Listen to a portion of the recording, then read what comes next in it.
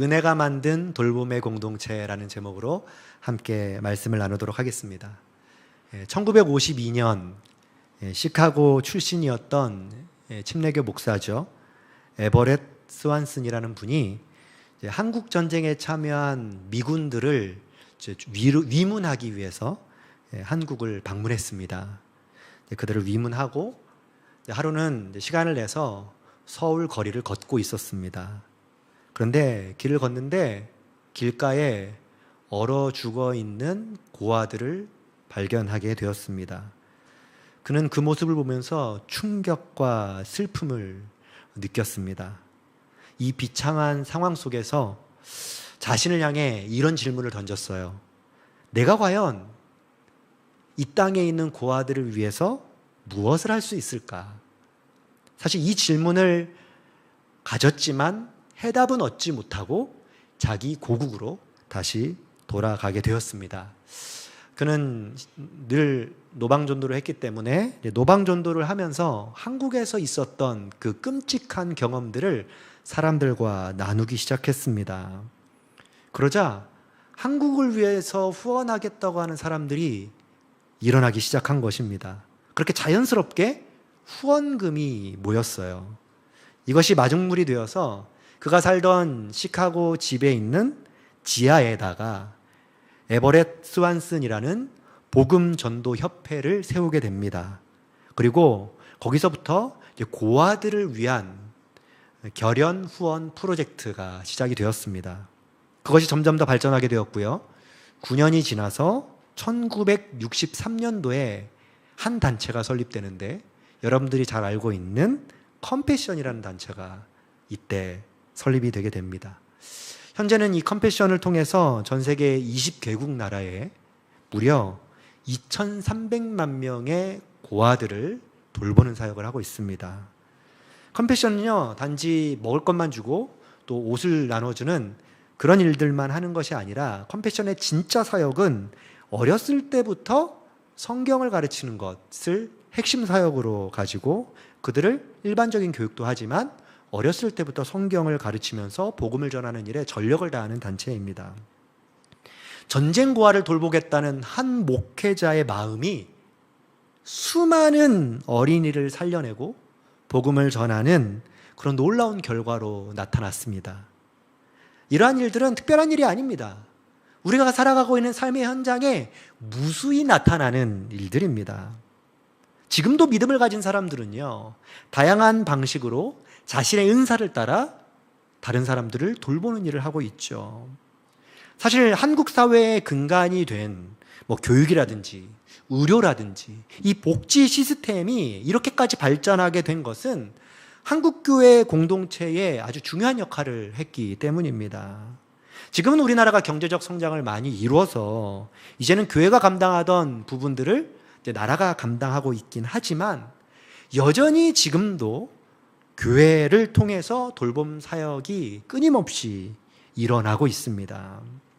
통계적으로 보더라도요, 우리나라에 세워진 사회복지법인 중에서 교회 공동체가 감당하는 법인이 무려 절반 이상이 된다고 합니다. 표면상으로는 교회다라고 말을 하고 있지 않지만 실제로 들어가 보면 교회가 후원하고 헌신하고 그렇게 돌봄 사역을 감당하는 것이죠. 현업에 종사하시는 분들을 종종 만날 때가 있는데요. 그분들을 통해서 이러한 이야기를 종종 듣습니다. 한국교회가 만약 이 돌봄 사역을 감당하지 않는다면 사회적으로 많은 문제가 일어날 것이다. 그래서 교회 공동체가 이 돌보는 일은 매우 중요하고 가치 있는 일이다 라고 강조를 합니다. 다른 사람을 돌보는 DNA가 이 한국교회 공동체 안에 있는 것 같아요. 그런데 이런 모습이 시대를 불문하고 끊임없이 이어져 왔습니다. 이 돌보는 일이 이 교회에 왜 이렇게 중요하게 되었을까? 교회가 어떻게 형성되었는지를 살펴보면 그것을 확인할 수 있습니다. 오늘 우리가 함께 읽었던 이 말씀이 그것을 잘 보여주는 말씀이라고 생각합니다. 예수님은 제자들을 불러 모으셨고 처음 시작한 교회 공동체가 바로 제자 공동체였습니다. 하지만 그것은 예수님의 승천을 끝으로 제자 공동체는 끝이 납니다. 그리고 새로운 공동체를 주님께서 허락해 주시죠. 그것이 바로 제자들을 통해서 그리스도인들이 모이게 된 초대교회 공동체이고 우리는 그것을 예루살렘 교회라고 부르고 있죠. 그런데 이 초대교회 공동체가 가진 아주 중요한 특징이 하나 있습니다. 그것이 무엇이었냐면 자발적인 모임이었다는 것입니다. 그리고 어떤 특정한 장소에 국한되어 모이는 공동체가 아니었다는 겁니다. 당시에 유대인들도 있었고요. 또 이방 종교를 믿는 사람들도 있었습니다. 그들은요, 특히 유대인들은 회당이나 성전이라는 특별한 장소에서 시간을 정해서 모임을 갖곤 했습니다. 이방 종교인들도 마찬가지예요. 신전을 중심으로 늘상 정기적인 모임을 가졌습니다. 하지만 그리스도인들은 그들과 달랐어요. 어떤 특정한 장소나 공간에 매이지 않았습니다. 그냥 사람들이 모여서 그곳에서 예배하면 그곳이 교회가 되었습니다. 때로는 들판이 교회가 되기도 했고요. 때로는 가정이 교회가 되기도 했습니다. 심지어는 타 종교인들이 모이는 회당이나 아니면 성전, 또 이방 신전도 교회가 되긴 했습니다. 그러다 보니 이 그리스도인들이 모이는 이 교회 공동체는 어떤 시스템에 의해서 특정한 장소에 모이는 것이 아니라 자발적으로 어디서나 모일 수 있는 공동체가 세워지게 된 것입니다. 그러니까 필요에 따라 자발적으로 모임이 되었다는 것. 그것은 얼마나 그 모임에 대해서 그리스도인들이 마음을 다했는지를 확인할 수 있습니다. 그리고 그런 모임을 사도행전은 우리에게 잘 설명하고 있죠. 사도행전 2장 46절 말씀을 보면 그들의 모임이 어떠했는지를 우리에게 소개합니다. 날마다 마음을 같이하여 성전에 모이기를 힘쓰고 집에서 떡을 떼며 기쁨과 순전한 마음으로 음식을 먹었다. 성전에 모이든 집에서 모이든 그들이 모였다는 겁니다. 그런데 이때 가장 중요한 자발적 공동체를 가능케 했던 아주 중요한 이유 하나가 있습니다. 그것이 무엇이냐면 마음을 같이 했다라는 것입니다. 마음을 같이 했다. 마음을 같이 했다는 게 뭘까요? 의견이 하나로 통일됐다라는 뜻일까요?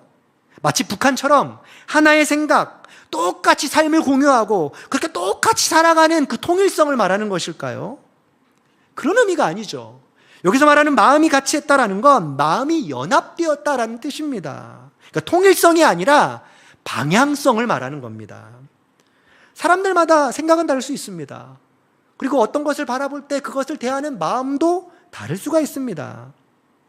서로 다른 마음을 가졌지만 중요한 것은 한 방향을 바라보는 것입니다. 그러면 마음이 연합되게 되어 있는 겁니다. 바로 성경이 말하는 그 한 마음이 바로 이것입니다. 이러한 한 마음의 원리가 오늘 우리가 함께 읽었던 본문에도 고스란히 드러나고 있습니다. 사도행전 4장 32절에 보면 교회 공동체를 소개하면서 동일한 원리가 적용되고 있음을 소개해요. 믿는 무리가 한 마음과 한 뜻이 되어 모든 물건을 서로 통용하고 자기 재물을 조금이라도 자기 것이라 하는 이가 하나도 없더라. 여기도 동일한 원리가 있죠. 한 마음 한 뜻이 되었다. 근데 이 한 마음 한 뜻 때는 이 공동체를 뭐라고 표현하죠? 믿는 무리라고 표현합니다. 이것이 바로 교회 공동체입니다. 그러니까 마음이 같은 방향으로 동일한 믿음으로 향해 나아간다는 것입니다. 그러니까 같은 것을 바라보고 그리고 같은 길을 걸어가는 것.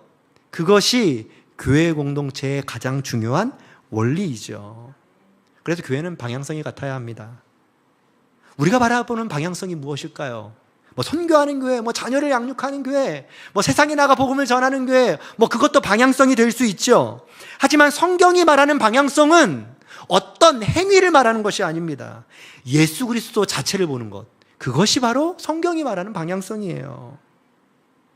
그래서 교회를 뭐라 그러죠? 믿는 무리라고 설명하는 겁니다. 우리가 믿는 대상은 누구신가요? 바로 예수님이시죠. 세상에는 무리들이 많습니다. 모임들이 많아요. 여러분들도 많은 모임들을 하고 살아가는 줄 압니다. 때로는 돈을 벌기 위해 여러분들은 무리에 들어가 생활하죠. 직장이 바로 그 무리 아닙니까? 자기 개발을 위해서 무리에 속하기도 합니다. 수많은 학습 공동체들을 통해서 여러분들의 삶을 개발해 나가죠. 학연, 지연, 혈연으로 모이는 무리도 동일한 모임이죠. 동기 모임, 친구 모임, 친척 모임이 바로 그런 것이겠죠. 친목 도모를 위해서 여러분들 모이기도 합니다. 취미 활동 같은 모임일 수도 있겠죠. 그것이 정기적이든 비정기적이든 우리는 참 많은 모임을 하면서 살아갑니다. 하지만 이런 모임이 영원하던가요? 바뀌죠. 변화죠. 사람은 끊임없이 달라집니다. 왜 영원할 수 없죠? 사람에 대한 믿음이 불완전하기 때문입니다. 오히려 우리는요, 믿었던 사람으로 인해서 큰 상처를 받고 어려움을 경험하잖아요. 그래서 사람은 믿을 대상이 아닙니다. 오히려 요즘에는 사람이 더 무섭다라는 말들을 하잖아요.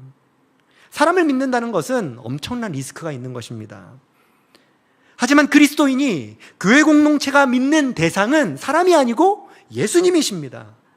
예수님은요, 위험도가 제로예요. 오히려 우리가 배신을 하면 배신했지, 예수님은 결코 우리를 버리지 않으십니다.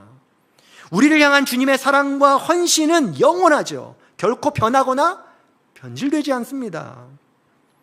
그래서 세상의 무리와는 차원이 다른 모임이 바로 예수 그리스도를 통하여 모인 교회 공동체입니다. 주님을 바라보고 같은 방향성으로 살아가기에, 그 변하지 않는 그 주님을 바라보며 나아가기에 불안하지 않은 것입니다. 안정감이 생기는 거예요. 평안함을 주시는 겁니다. 결코 나를 버리지 않으시는 그 주님께서 이미 여러분들보다 먼저 앞서가셔서 여러분들의 길을 만들고 계시기에 그 주님을 바라보고 나아가면 평안함이 생기는 것이죠. 이것이 바로 같은 방향으로 함께 걸어가는 교회 공동체의 모습입니다. 그래서 우리는 동지라고 할 수 있습니다. 영적 동지들의 모임이 바로 교회 공동체인 것이죠. 주님이 계신 곳, 그것을 함께 바라보고 주님이 걸어가신 그 길을 함께 걸어가는 것, 서로의 성향과 서로의 인격과 또 서로 생각하는 것과 서로 주신 은사는 다르지만 그러나 동일하게 주님을 바라보고 걸어가는 그 삶, 그것이 바로 교회 공동체의 모습입니다. 그리고 교회 공동체의 그 중심에 늘 주님이 중심으로 서 계시죠. 그러기에 교회 공동체가 해야 될 가장 중요한 모습은 무엇일까요? 중심 되시는 예수님을 소개하는 것입니다. 성경은 그것을 뭐라고 소개하죠? 증언한다라고 얘기하죠. 오늘 말씀 사도행전 4장 33절에 보면 이렇게 말씀합니다. 사도들이 큰 권능으로 주 예수의 부활을 증언하니 무리가 큰 은혜를 받았다. 예수님을 믿고 바라보는 공동체가 해야 할 가장 중요하고도 자연스럽게 나타나는 삶의 모습은 무엇이냐면 증언하는 것입니다. 증언은 무엇이죠? 내가 보고 들은 것을 그대로 전하는 것이 증언입니다. 그러니까 없는 것을 만들어내는 게 아닙니다. 꾸며내는 게 아닙니다. 보기 좋게 설명하는 게 아닙니다. 주님이 말씀을 통해서 여러분들에게 보여주신 것, 그것을 그대로 살아가는 것, 그게 증인된 삶의 모습이죠. 그리고 그렇게 살아간 삶을 또 다른 누군가가 보고 동일하게 살아가는 것, 그것이 바로 증인된 삶의 선순환이라 할 수 있습니다. 증언의 영향력은요, 그래서 긍정적이고 선한 것입니다. 세상의 모든 것은 썩어지고 없어지고 변화되지만 주님이 보여주신 것은 썩지 않고 영원하고 사람과 사람을 통해서 끊임없이 전달되는 것입니다. 그런데 이 증언의 원동력이 과연 무엇에서 나올까요? 어떤 것이든 동력이 필요합니다. 자동차가 가려면 연료가 필요하고요. 또 회사에서 취직해서 열심히 일하는 이유가 뭐죠? 월급이라는 동력이 있기 때문 아닙니까? 운동을 좋아하는 사람은 에너지를 동력 삼아서 건강을 유지하죠. 증언도 마찬가지예요. 증언에는 강력한 동력이 필요합니다. 예수님을 전하는 그 동력을 누가 주시는 것일까요? 33절에 보면 부활을 증언하는 힘은 큰 권능이 임할 때 가능하다라고 소개합니다. 이 큰 권능이 뭐죠? 강력한 힘이죠. 근데 이 강력한 힘을 주시는 분이 누구십니까? 성령님이십니다. 근데 이 말씀은 생뚱맞게 펼쳐진 것이 아니라 이미 예수님께서 승천하시면서 우리에게 말씀해 주신 내용이에요. 사도행전 1장 8절 말씀 보면 이런 말씀이 있습니다. 오직 성령이 너희에게 임하시면 너희가 권능을 받고 예루살렘과 온 유대와 사마리아와 땅끝까지 이르러 내 증인이 되리라. 예수님은 제자 공동체와 함께 교회를 세우셨습니다. 하지만 이제 예수님은 승천하셨죠. 제자들을 통하여 새로운 공동체를 주셨습니다. 이제 그 공동체의 중심에 예수님이 계시지 않죠. 하지만 그 공동체 안에 주님이 약속하신 것이 무엇입니까? 성령입니다. 성령이 임하는 교회 공동체가 된 것입니다. 성령이 임하니까 자연스럽게 증인의 역할을 담당하게 되는 것입니다. 이 약속을 주셨는데 이 약속이 초대교회를 통해서 펼쳐지게 된 것이죠. 주님의 약속대로 초대교회 공동체 안에 성령이 임했고 성령이 주시는 힘으로 부활을, 예수님을 증언하게 되었고, 증언하자 어떤 일이 일어났죠? 큰 은혜가 임했고. 그러니까 은혜는요, 자연스럽게 공동체와 기꺼이 나눌 수 있도록 성령께서 우리에게 주시는 선물입니다. 교회가 세상을 향해 돌봄의 역할을 감당하는 이유가 뭘까요? 기독교인이기 때문에 어떤 윤리적인 책임을 다하기 때문에 감당하는 걸까요? 아니죠. 사회에 공헌을 많이 해야지만 복음이 전해지기 때문에 감당하는 걸까요? 아니죠. 우리가 다른 사람들을 돌볼 수 있는 근본적인 이유는 우리 안에 성령이 임했고 그 성령이 임한 그 은혜를 경험했기 때문에, 그 은혜가 임했기 때문에 기꺼이 나눌 수 있게 되는 것입니다. 그러니까 다른 사람들을 돌보는 일은 자연스럽게 나타나는 현상입니다. 이것이 자연스러운 현상임에도 불구하고 우리는 오늘 본문을 읽으면서 이런 의문을 가집니다. 어떻게 이런 일들이 실제로 우리의 삶에 벌어질까? 과연 현실에서 가능한 일일까? 라는 궁금증이 생기죠. 왜냐하면 본문에 보면 물건을 서로 통용하고 재물을 내 것으로 여기지 않고, 우리는 내 것으로 여기잖아요. 더 많이 모아야 되잖아요. 근데 재물을 내 것으로 여기지 않고 막 나누고, 심지어 자기의 재산을 팔아서 나누어서 교회 공동체 안에 가난한 사람이 하나도 없고, 상상이 잘 가지 않잖아요. 우리가 살아가는 세상과 너무 이질감이 있죠. 그래서 오늘 말씀을 마치 이솝우화의 동화처럼 여기는 분들이 계세요. 그냥 이렇게 살라고 교훈하시는 거구나 정도의 메시지로만 생각합니다. 또 어떤 분은 이런 생각을 합니다. 이거는 초대교회 때만 일어났던, 그 시대 때만 일어났던 아주 특별한 일이지 오늘날에는 일어나지 않아 라고 생각하는 사람들도 계십니다. 하지만 이 삶은 실제입니다. 우리가 경험해야 되는 삶입니다. 우리의 삶의 일상이 되어야 합니다. 그리고 실제로 이러한 일들은 지금도 곳곳에서 일어나고 있습니다. 우리나라만 보더라도 참 이런 일들이 많이 일어났습니다. 수많은 일들이 있지만 그 중에서 대표적인 사건 하나 꼽으라고 한다면 좀 오래된 일이긴 한데 1900년 초반 한국에 기독교가 들어왔을 때 일어났던 평양에서 있었던 일이 아닐까 생각을 합니다. 당시 기독교는 불모지 같은 한국 땅에 선교사님들을 통해서 들어왔습니다. 하지만 수많은 어려움과 핍박이 있었죠. 평양에서 모였던 그리스도인들이 함께 예배하며 회개운동이 일어납니다. 그러면서 그 회개운동으로 인하여 평양이라는 도시를 완전히 탈바꿈해버렸습니다. 평양이 얼마나 놀랍게 변했는지 그 당시에 동방의 예루살렘이었다라는 별칭까지 붙여줄 정도였으니까요. 이런 일들이 일어났습니다. 교회 공동체가 한마음 한뜻이 되니까 초대교회와 같은 일들이 실제로 평양 도시 한복판에서 일어났습니다. 자기의 잘못이 있으면 서로 고백하고 용서를 구하는 일이 일상이 되었습니다. 특별한 일이 아니라 일상이요. 평양의 도둑질, 사기, 허위 장부를 쓰는 것, 그 다음에 이자놀이를 하는 일들이 많아졌는데 그런 불의한 행위들이 점점 근절되기 시작했습니다. 당시 가부장 제도였기 때문에 남편이 아내를 폭행하는 일이 정말 많았습니다. 그런데 가정이 변화되면서 가정에 놀라운 일들이 일어났죠. 당시 술집, 기생집, 도박집이 많았다고 합니다. 그런데 장사가 안 되니까 자연스럽게 문을 닫았다고 합니다. 평양의 도심을 걸어가다 보면 거리마다 찬송가가 들리는 것이 아무렇지도 않았다고 합니다. 학교 가면 공부를 하잖아요. 그런데 공부만 하는 것이 아니라 3, 4, 5 모여서 성경을 보고 기도하는 일들이 일상이었다고 합니다. 자발적인 예배 모임과 기도 모임이 곳곳에서 펼쳐졌던 것입니다. 실제 한국 교회에 일어났던 일입니다. 우리가 함께 읽었던 초대교회 모습과 비슷하지 않나요? 교회 공동체가 예수님을 바라보고 같은 방향성을 갖고 나아가니까 한마음 한뜻이 되니까 삶의 놀라운 변화가 일어나는 것입니다. 자신들이 경험한 예수 그리스도를 다른 사람들과 나누는 증인 공동체가 되니까 나타난 현상입니다. 그 은혜가 그들에게만 머물러 있지 아니하고 주변 사람들에게 흘러가게 되는 것입니다.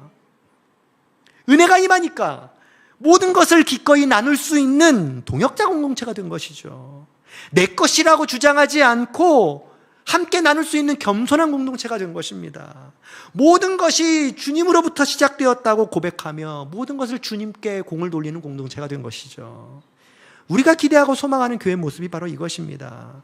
교회는 사람을 보는 곳이 아니죠. 예수님을 보는 곳입니다. 우리가 믿어야 할 대상인 주님을 같이 바라보고 주님이 걸어가신 그 길을 같이 걸어가는 것, 그것이 우리가 살아내야 할 삶의 모습이죠. 그렇게 살다 보면 주님께서 주시는 힘을 느끼고 주님이 도우셨다고 서로 고백하게 되고 내 삶에 주님이 이러한 일을 하셨다고 서로 이야기하게 되고 나와 함께 하시는 주님을 증언하게 되고 결국은 그렇게 증인된 삶을 자연스럽게 살아가게 되는 것입니다. 주님으로부터 경험한 그 은혜가 나에게만 머물러 있지 아니하고 다른 사람들에게 기꺼이 나눌 수 있는 너그러운 마음을 갖게 되는 것이죠. 이러한 삶을 잘 보여주는 사람이 오늘 본문에 나타난 바나바 아니겠습니까? 사실 바나바만 은혜로 살았습니까? 예루살렘 교회에 바나바 같은 사람이 얼마나 많았나요? 그런데 왜 오늘 본문에서는 바나바만 소개하고 있을까요? 바나바를 통해서 우리에게 말하고 싶은 어떤 메시지가 있는 게 아닐까요? 바나바의 이름의 뜻이 무엇이죠? 위로의 아들입니다. 교회 공동체는요, 위로가 임하는 현장입니다. 예수님이 우리를 위로하셨죠. 뿐만 아니라 서로가 서로를 위로하고 축복하는 공동체가 바로 교회 공동체인 것이죠. 그게 바나바를 예로 든 이유겠습니다. 하지만 또 다른 이유가 하나 있어요. 바나바의 출신을 보면 알 수 있습니다. 그는 어디 사람이라고 소개하죠? 구브로 사람. 하지만 레위인이었다라고 얘기합니다. 구브로가 어딜까요? 지중해의 키프로스 섬이잖아요. 이방 지역입니다. 바나바는 이방 지역에서 태어난 유대인입니다. 순수 혈통의 사람이 아니라는 것입니다. 예루살렘 교회에 순수 혈통을 가진 유대인들이 많았습니다. 유대 그리스도인들이 많았습니다. 하지만 왜 바나바를 굳이 소개하는 것일까요? 이스라엘 지역이 아닌 이방 지역에서 나고 자란 사람을 소개함으로써 예루살렘 교회는 단지 순수 혈통을 가진 유대인들에게만 해당되는 공동체가 아니라 유대인을 뛰어넘어 이방인들까지도 품을 수 있는, 아니 모든 사람을 품을 수 있는 교회 공동체다라는 것을 보여주는 것 아닐까요? 한마디로 교회 공동체는요, 품지 못할 사람이 없다는 것이죠. 이미 예수님께서 모든 사람을 품으셨고 우리는 그 은혜로 누구든지 품을 수 있습니다. 지역을 넘어, 인종을 넘어, 신분을 넘어 우리는 누구든지 돌볼 수 있습니다. 그리고 그 중심에 예수님이 계시죠. 주님이 우리에게 주신 그 은혜가 결국 공동체를 세우고 돌봄을 만듭니다. 그리고 그 은혜가 서로를 이해하고 하나 되게 합니다. 동탄 누리는 교회는요, 그래서 은혜의 공동체입니다. 그러기에 무엇이든지 나눌 수 있고 어떤 기도 제목이든지 함께 기도할 수 있고 교제할 수 있습니다. 서로 다른 직분, 또 서로 다른 세대, 다른 가정의 형편이지만 그러나 우리는 같은 방향으로 걸어가는 영적인 동지이자 믿음의 동역자라는 사실을, 함께 주님 나라를 꿈꾸며 걸어가는 가족이라는 사실을 잊지 않으셨으면 좋겠습니다. 공동체를 돌보는 일은요, 은혜가 임했기에 나타나는 자연스러운 결과입니다. 누군가 돌보는 일을 우리는 과업이나 과제로 생각하지 않으셨으면 좋겠습니다. 세상을 이롭게 하기 위해 해야 하는 어떤 윤리적 행위로도 바라보지 않으셨으면 좋겠습니다. 주님으로부터 받은 그 은혜를 우리는 흘려보내는 통로로 서 있을 뿐입니다. 그러기에 우리는 이미 초대교회의 삶을 살고 있는 사람들입니다. 그 삶이 결코 이질적이거나 생소하지 않고 우리의 삶 속에 자연스럽게 흘러가기를 주님의 이름으로 소망합니다. 함께 기도하겠습니다. 풍성한 은혜로 채워주시는 하나님 아버지, 우리에게 먼저 은혜를 주시고 그 은혜를 서로 나누고 돌볼 수 있는 공동체로 불러주시니 감사합니다. 주님을 함께 바라보며 같은 방향으로 걸어가는 믿음의 동지로 살아가게 하여 주옵소서. 내가 받은 은혜를 나에게만 머물러 있지 않고 세상 속으로 흘려보낼 수 있는 그로 말미암아 복음을 전하는 증인의 삶을 살아낼 수 있는 귀한 은혜가 우리 모든 성도들의 삶 가운데 있게 하여 주옵소서. 예수님의 이름으로 기도합니다. 아멘.